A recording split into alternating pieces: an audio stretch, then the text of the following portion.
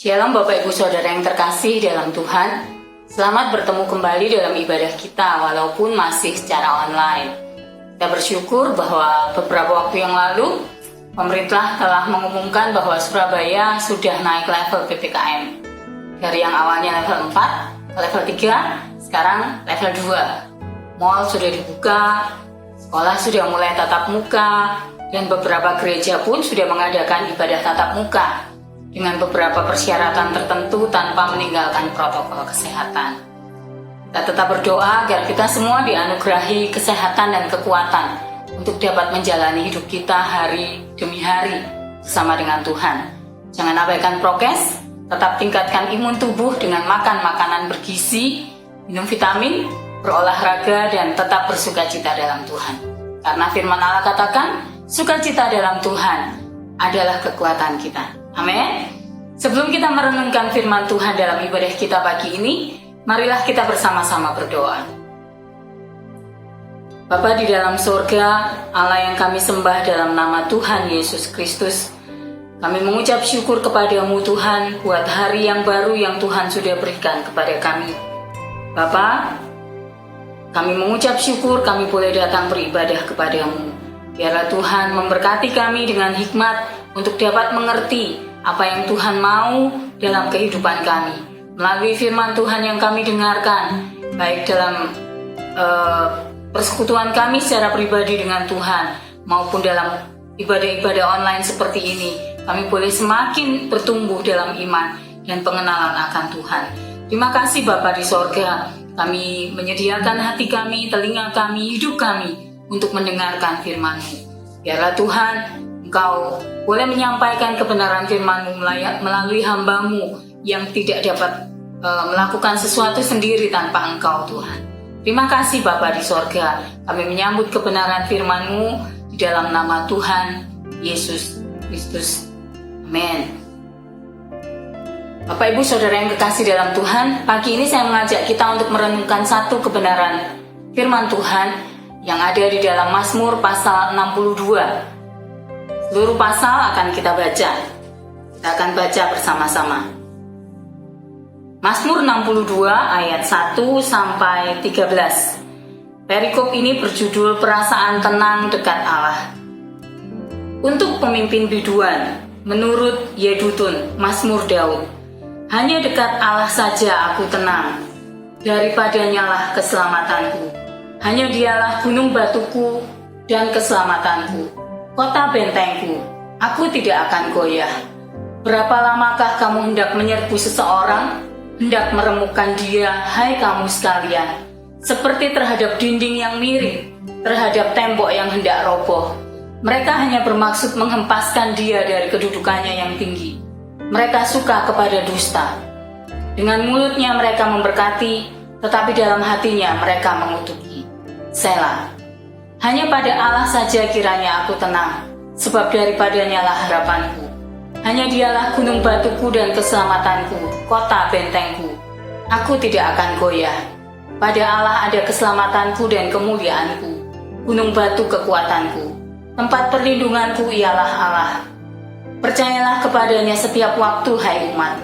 Curahkanlah isi hatimu di hadapannya. Allah ialah tempat perlindungan kita. Selah. Hanya angin saja orang-orang yang hina, suatu dusta saja orang-orang yang mulia. Pada neraca mereka naik ke atas, mereka sekalian lebih ringan daripada angin. Janganlah percaya kepada pemerasan, janganlah menaruh harap yang sia-sia kepada perampasan. Apabila harta makin bertambah, janganlah hatimu melekat kepadanya.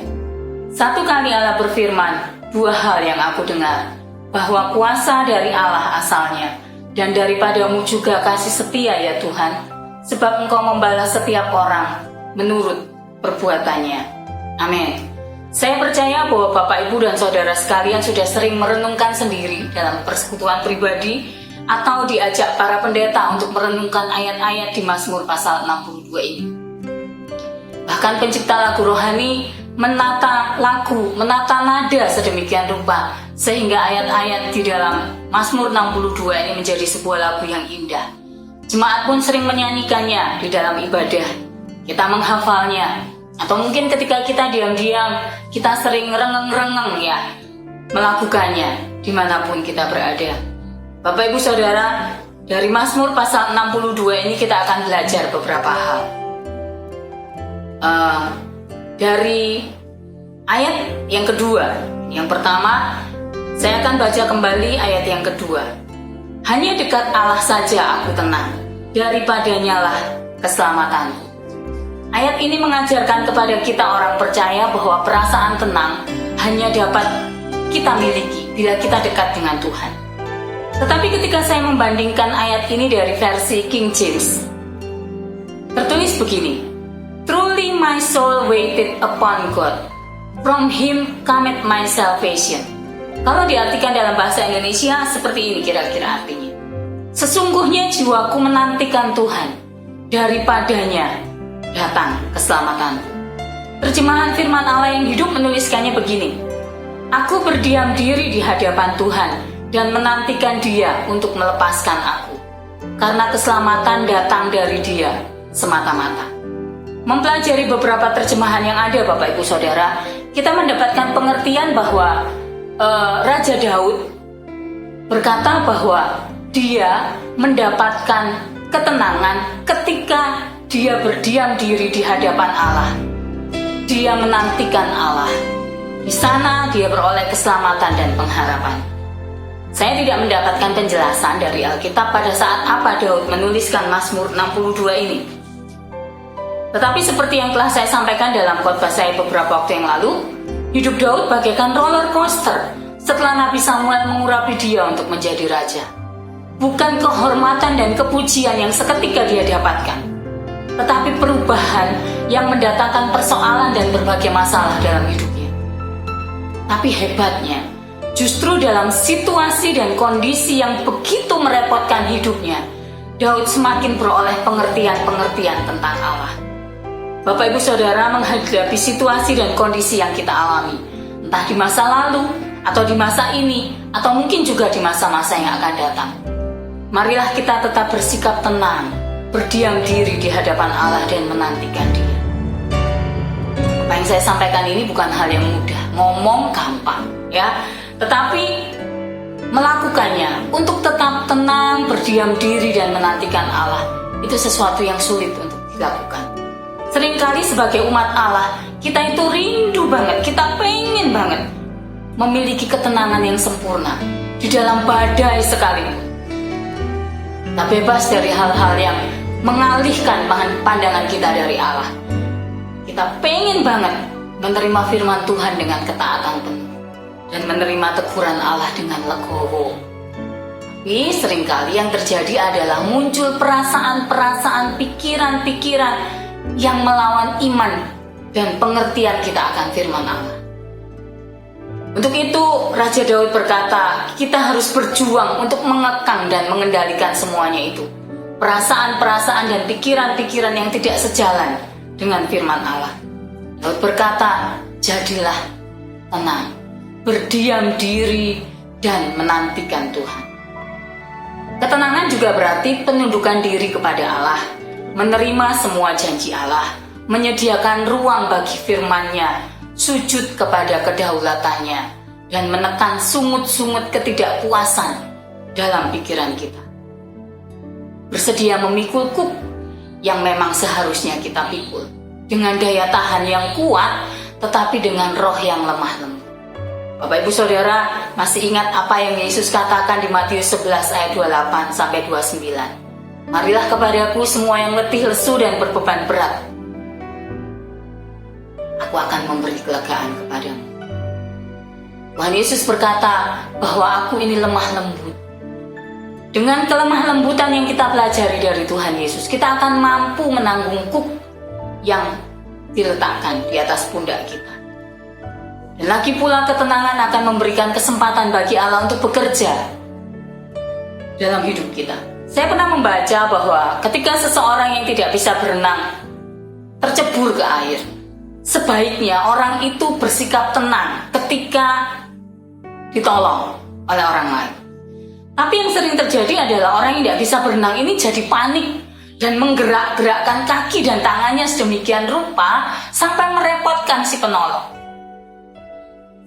Mengapa manusia itu suka panik menghadapi segala sesuatu yang terjadi dalam hidup?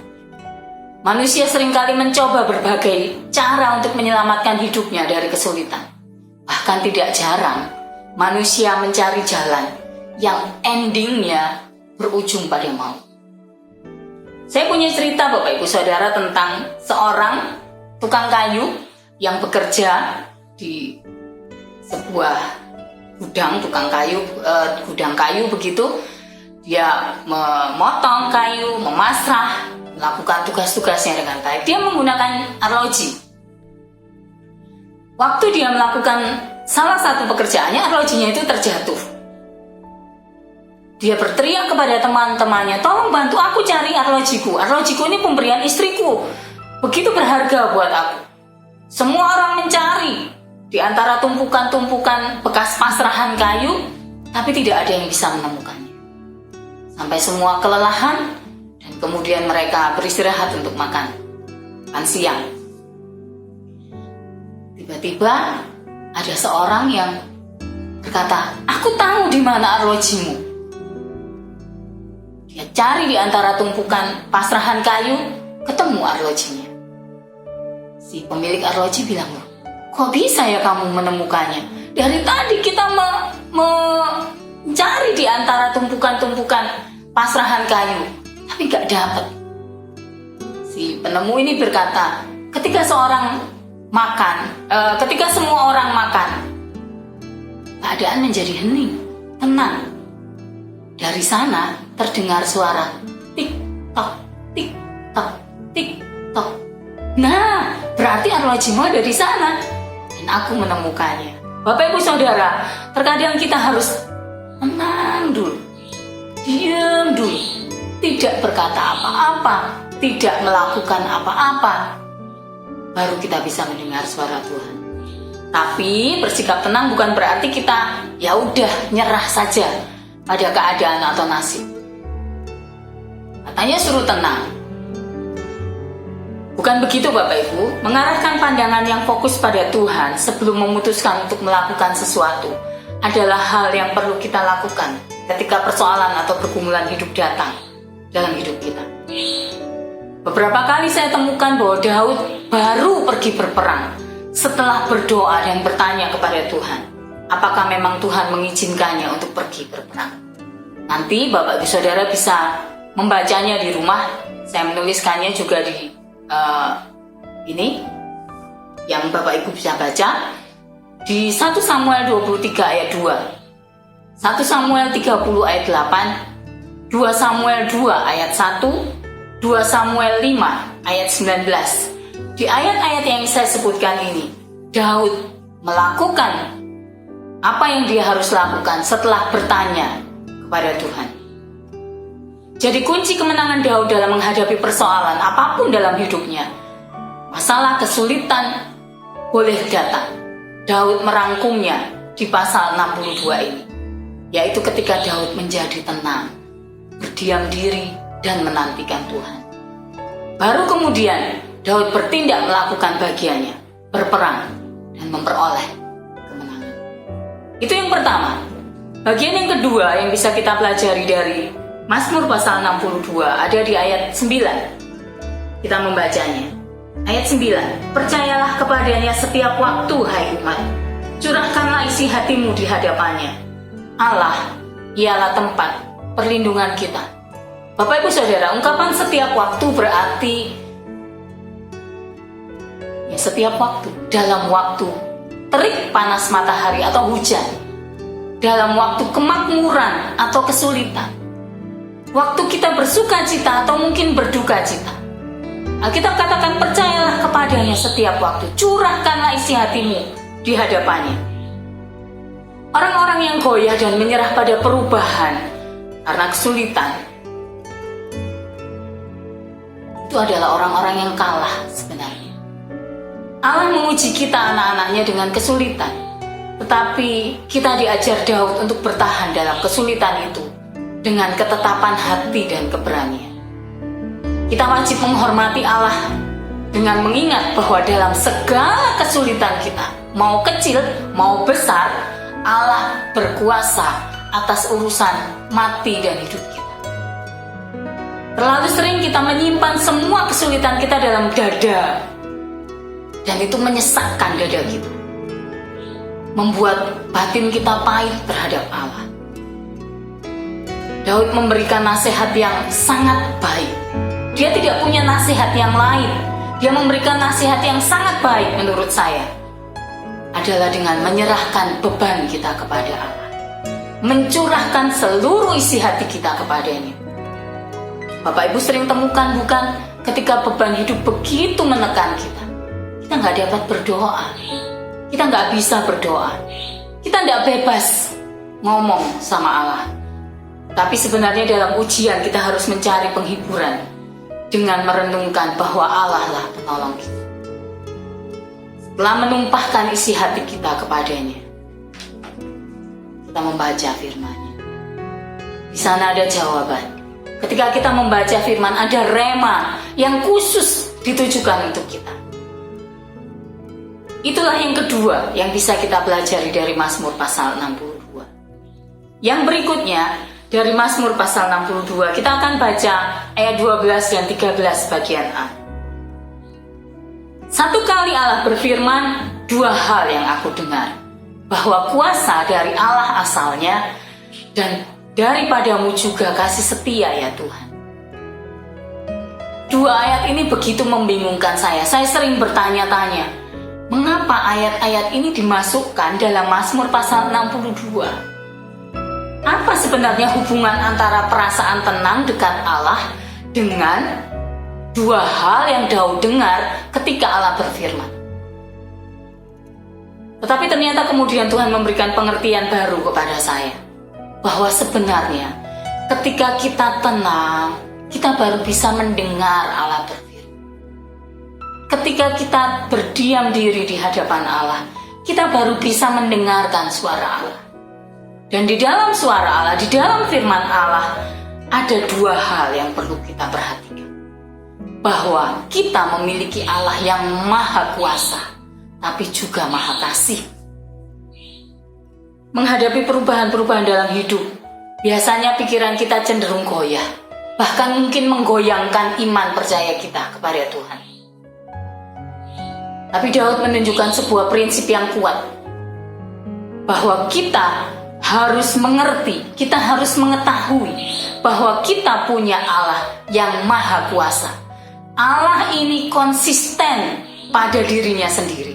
Allah ini konsisten pada setiap firman Allah yang sudah Dia sampaikan. Dia tidak pernah menyeleweng dari apa yang telah difirmankannya. Setiap firman Allah punya kuasa, punya otoritas dalam hidup kita. Jika kita ingin menghindari pikiran-pikiran yang begitu menggelisahkan kita dari pencobaan dan persoalan yang terjadi di luar kontrol kita, mungkin penyakit, mungkin keadaan ekonomi, mungkin hal-hal yang masa depan kita yang kita tidak pernah tahu apa yang terjadi di dalamnya. Sangatlah penting juga bagi kita untuk memiliki pemikiran bahwa ada belas kasihan Allah bagi kita. Tidak ada yang dapat menjaga kita tetap pada jalan yang lurus, pada kepercayaan kita kepada Tuhan, selain kita mengetahui dengan pasti bahwa setiap peristiwa berada dalam kendali Tuhan, bahwa Tuhan kita adalah Allah yang maha pengasih, sama seperti Dia maha kuasa. Bapak Ibu Saudara, sebaliknya jika kita kehilangan pandangan akan kuasa dan kasih Allah, dan ini sering terjadi dalam hidup kita, kita terkadang lupa bahwa Allah kita penuh kuasa. Kita terkadang lupa bahwa Allah kita sangat mengasihi kita. Kita justru sering dikalahkan pada pertempuran-pertempuran rohani kita. Seringkali kita berpihak pada dunia, mengira bahwa Allah kita duduk di surga itu hanya menonton pasif atas setiap peristiwa-peristiwa yang kita alami. Terkadang kita juga heran mengapa manusia gemetar setiap kali mendengar ada bencana di sana sini. mendengar berita-berita yang tidak baik yang terjadi di sekeliling kita. Bahkan manusia terkadang percaya bahwa hidup mereka dipermainkan oleh nasib. Mungkin kita pernah mempertanyakan, di mana Allah yang Maha Kuasa itu? Di mana Allah yang katanya Maha Kasih itu? Bapak Ibu Saudara, dua kebenaran ini perlu kita pegang. Sekali Allah berfirman, Dia menyatakan kemahakuasaannya dan kemaha kasihannya. Ya, Allah yang Maha Kuasa dan Maha Kasih. Pandang kuasanya supaya kita memiliki keyakinan akan pertolongannya.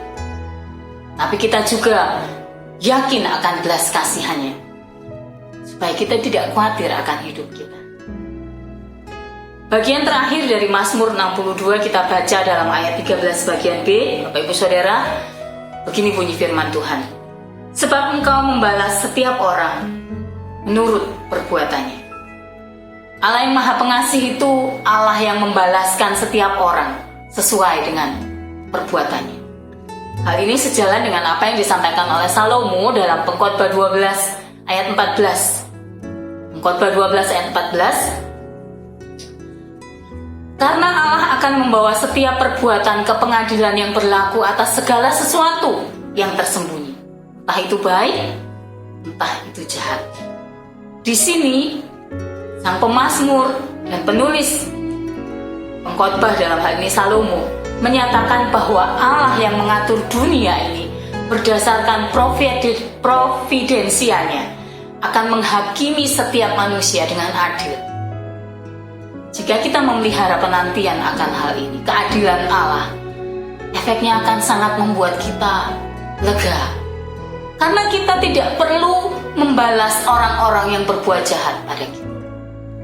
Kepercayaan ini akan menenangkan pikiran kita, meringankan kita, dan mengontrol kecenderungan untuk mendendam dan membalas pelanggaran yang kita terima. Daud mendudukkan dirinya dan semua orang lain di hadapan pengadilan Allah. Dengan itu ia menguatkan hatinya akan harapan dan pertolongannya pasti akan datang. Ia juga mengajar dirinya untuk memandang enteng penganiayaan dan hal-hal yang mungkin begitu menyesakkan dia. Dia merenungkan bahwa perbuatan setiap orang akan menerima balasannya. Allah adalah hakim atas setiap perbuatan hidup. Dengan demikian kita dapat tenang dalam keyakinan betapapun beratnya kesalahan yang diperbuat orang lain pada kita. Betapapun orang fasik menyepelekan kita, menghitung kita sebagai sesuatu yang gak berarti. Tapi Allah menyaksikan semuanya itu. Dia akan campur tangan pada saat itu. Dan Dia akan melakukan pembalasannya untuk kita. Seperti yang tertulis di Ibrani 10 ayat 30, nanti Bapak Ibu baca sendiri, bahwa pembalasan itu hak Tuhan. Dia yang akan menuntut pembalasan. Sebaliknya bagi orang percaya, Roh Kudus itu menjanjikan upah yang besar atas setiap perbuatan baik. Hal ini akan menggerakkan kita untuk tetap taat pada firman Allah. Karena sebenarnya kita tahu bahwa semua perbuatan baik kita mungkin hanya nampak seperti kain gombal di hadapan Allah. Kalau kita melakukan perbuatan-perbuatan baik, itu semuanya hanya karena kasih karunia Allah dalam hidup. Dan untuk itu, kita akan menerima upah sesuai dengan kemurahan hati Allah. Alkitab menjanjikan upah bagi para orang kudus untuk merangsang kita melakukan hal-hal baik dan memiliki kekuatan dalam peperangan rohani kita. Sementara untuk orang fasik, tidak ada alasan bagi mereka untuk menerima yang baik dari Tuhan. Karena Allah menghukum dengan adil dan pantas. Ayat terakhir kita akan baca dari 2 Korintus 5 ayat 10. Sebab kita semua harus menghadap tahta pengadilan Kristus, supaya setiap orang memperoleh apa yang patut diterimanya, sesuai dengan yang dilakukannya dalam hidupnya ini, baik ataupun jahat. Bapak Ibu Saudara, sampai di sini renungan firman Tuhan dari Mazmur pasal 62 ayat 1 sampai 13. Saya berharap kita semua belajar dari setiap ayat yang kita baca pada pagi. Kita percaya bahwa Allah akan memberikan upah bagi kita untuk apapun yang kita lakukan, entah itu baik, entah itu jahat. Kita percaya bahwa hidup kita ada dalam tangan Tuhan. Tuhan memegang kita, Tuhan mengasihi kita, karena Dia sudah menebus kita dari segala hukuman dosa kita. Mari kita berdoa. Bapa di dalam sorga, kami mengucap syukur kepadamu Tuhan, bahwa kami beroleh pengertian yang baru pagi ini, bahwa kami memperoleh kepastian Tuhan adalah Allah yang menolong kami, menyediakan keselamatan dan pengharapan bagi kami. Ajar kami untuk duduk tenang dan berdiam diri di hadapan Tuhan, sampai kami mendengar suara-Mu Tuhan, sampai kami mendengar firman-Mu yang sungguh-sungguh akan menguatkan kehidupan kami. Biarlah kami boleh belajar dalam seluruh kehidupan kami, bahwa Engkau Allah yang memperhatikan apapun yang kami lakukan, apapun yang kami kerjakan, dan Engkau membalaskan kepada setiap kami untuk setiap hal yang kami lakukan dalam hidup kami. Tolonglah kami ya Roh Kudus untuk dapat melakukan hal-hal yang baik sejalan dengan firman-Mu. Kami memperoleh kemenangan ketika kami sungguh-sungguh berpaut kepada Tuhan. Terima kasih Bapa di sorga. Kami menyerahkan setiap jemaat GKI Kana yang sudah mendengarkan berita firman Tuhan ini. Kami semua beroleh kekuatan untuk tetap memiliki iman dan pengharapan di dalam Tuhan, Allah yang luar biasa, Allah yang maha kuasa. Terima kasih Bapa di sorga. Kami menyerahkan juga pemerintahan kami, biarlah mereka beroleh kebijaksanaan Tuhan untuk melakukan hal-hal yang terbaik untuk semua masyarakat Indonesia. Kami semakin hari semakin memperoleh kebaikan-kebaikan daripada Tuhan melalui pemerintah yang ada. Terima kasih Bapa di sorga. Kami menyerahkan kehidupan kami menyerahkan masa depan kami, semuanya kepadamu. Di dalam nama Tuhan Yesus Kristus. Puji Tuhan. Amin.